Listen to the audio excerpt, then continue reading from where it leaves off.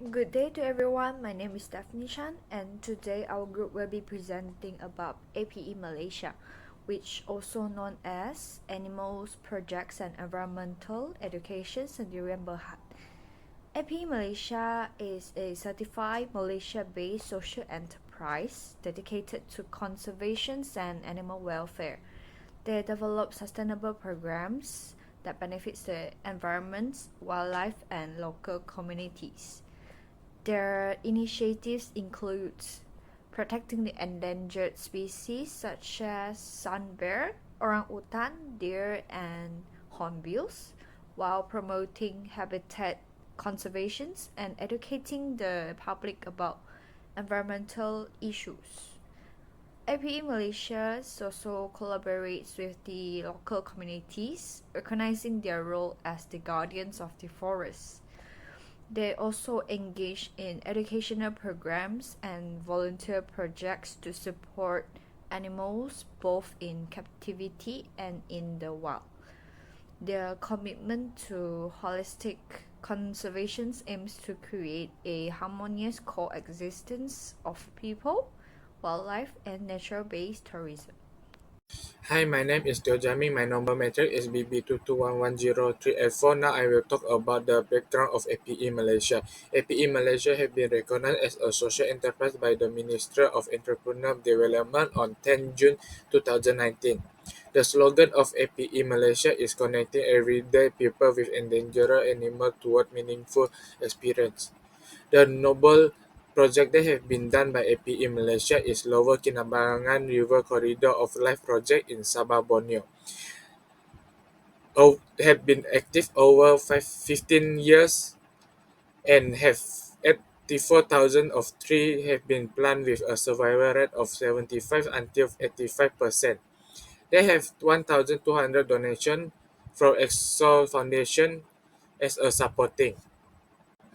Now I will talk about mission, vision, and key program of APE Malaysia. There are four missions of APE Malaysia. First, develop and manage volunteer and education programs centered on wildlife, habitat, and human stakeholder. Second is collaborate with stakeholders to create value from conservation project. Third is collective, meaningful individual who actively contribute on conservation and community development. Last is achieve APE vision with patient and professional team member. The vision of APE Malaysia is building worldwide awareness and inspiring positive change in the way people interact with the environment. They have some key programs that have been organized by APE Malaysia, which is Borneo Wildlife Safari, Family Volunteer Adventure, Sunbear Assistant, Sunbear Encounter, and Education Program. That's all from me. The first challenge that APE Malaysia may face is in terms of its operational efficiency challenge, where illegal activities such as logging and poaching occur within the lower Kinabatangan Wildlife Sanctuary, which directly undermines the conservation efforts that has been done by APE Malaysia. APE Malaysia has been focused on conserving the whole area of the lower Kinabatangan Wildlife Sanctuary to prepare the space for plants and animals to preserve and to grow. However, rapid destruction from illegal activities throughout the area can easily outweigh the long-term conservation gains that has been done by APE Malaysia. Analyzing the issue through conservation action planning, APE Malaysia has to define a high and identify high-risk area within the sanctuary, and they have to develop targeted strategies to allocate their resources properly and to engage with necessary community to ensure that their effort doesn't doesn't fall in vain. Additionally, APE Malaysia has to implement and monitor by executing plans that they have come up with and to track progress of their plans and to analyze the result of it. Lastly, to ensure continuous improvement, they have to adapt their strategies based on the data and lessons that they have learned. However, limited resources hinder the comprehensive monitoring and protection of the entire sanctuary. It is important for APE Malaysia to allocate their resources effectively to ensure that the patrolling and surveillance of the area can be done effectively.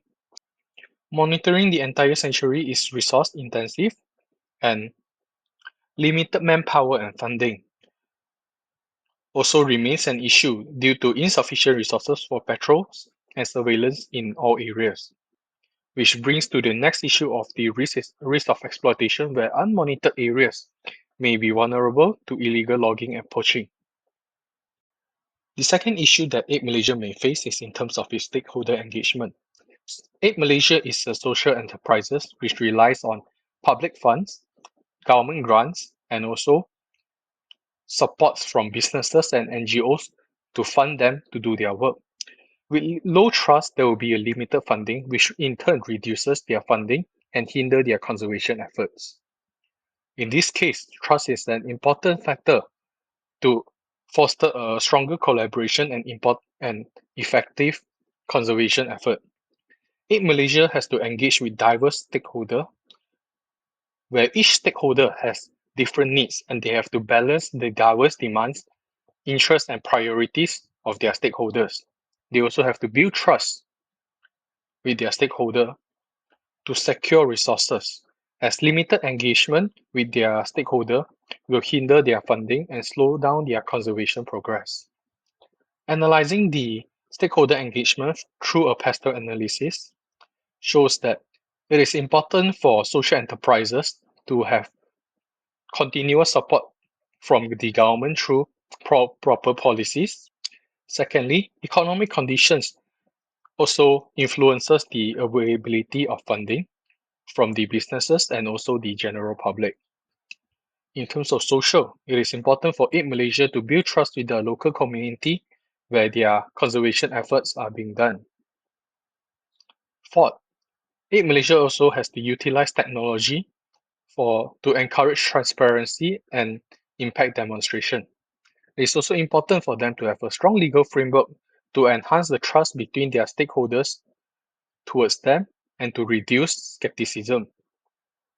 And lastly, if habitat destruction occur greater than their conservation effort, it may undermine stakeholders' trust and investment, which may affect the funding provided by the stakeholder in the future greatly. APE Malaysia is also challenged by the lack of public awareness. It may impact its market reach. This challenge can be analyzed by using the elaboration likelihood models of persuasions. It aims to explore how people interpret input differently and how the outcome of this interpretation lead to shifting attitude and behavior. Persuasions can be distincted into two primary routes, which are central root processing and peripheral root processing. The central route is logically oriented and utilizes data and facts to convince people of the value of the argument. The peripheral route processing is an indirect form that involves a lower degree of elaborations and utilizes peripheral cue to link positive information to the message. Based on the challenge of lack of public awareness faced by APE Malaysia, most citizens and the general public are based in the peripheral route. Without public awareness, the citizen may misunderstanding the values of protecting biodiversity and natural resources. They also did not realize the threat to wildlife and ecosystem faced by Malaysia. Lack of public awareness lead to law adoptions of eco-friendly practice. Without public awareness, people may not be aware that some of their action would affect the environment. For example, deforestation causes wildlife to lose their habitat, and throwing plastic in the sea may lead to the death of marine wildlife. Without public awareness, the presence of APE Malaysia will be reduced. The educational programs that are organized by APE Malaysia will not be prioritized by community due to the lack of advertising for this program. In this case, it leads to limited public participation, meaning that the numbers of potential donations from volunteers will be decreased. Besides, APE Malaysia faces challenges in balancing the conservation of wildlife and development. It may affect social impact delivery. This challenge can be analyzed by using the triple bottom line framework. The triple bottom line framework is a business philosophy that organizations should follow to be sure their impacts on society, the environment, and their financial performance rather than focusing solely on generating profit. APE Malaysia can measure its performance across three areas such as people, planet, and profit. Due to rapid economic growth, Malaysia has been forced to expand natural habitats such as deforestation to improve infrastructure projects, agricultural expansions, and urban development. As the development rose, most natural areas were encroached upon by construction projects. It is difficult for APE Malaysia to ensure that they remain undisturbed. The fragmentation of habitat reduce the wildlife population and lead to a decrease in biodiversity. APE Malaysia face challenges in enlisting the support of local community. It may be challenging to put conservation ahead of certain financial reward in some of the community area that depends on industry like logging and agriculture for their income. They prioritize income more than natural resources. As a result, APE Malaysia must persuade the local community to support the conservation of wildlife while also ensuring their livelihoods. Now I will present about proposed solutions, which is improving a partnership with the local authorities. First, we propose the collaborating with the Sabah Forest Department to effective combat poaching and illegal logging. This including providing essentials, funding and granting legal authorities to enforce a protective measure. For example, that people not poaching campaign in Vietnam, which has demonstrated how local law enforcement and community involvement can work hand in hand to protect wildlife. Next is engaging a stakeholder with a common value. So these solutions by partners with the organizations and NGOs that align with our value by emphasizing a shared objective, we can create a stronger coalitions for sustainable impact. So, for example, WWF Malaysia partnership with the MPOCC to promote sustainable palm oil product and establish wildlife corridor. And the third point is a long-term sustainability through collaborations. So we aim the foster long-term sustainability by strengthening the ties with the key stakeholders and conservation.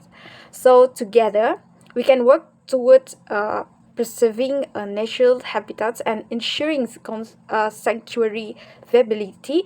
Collaborations is key to achieve the sustainable outcomes. So, one major challenge in biodiversity conservation is the lack of public awareness. So, why social media? Because social media platforms like Facebook, Instagram, and X provide a powerful solution due to their extensive reach and ability to drive social change.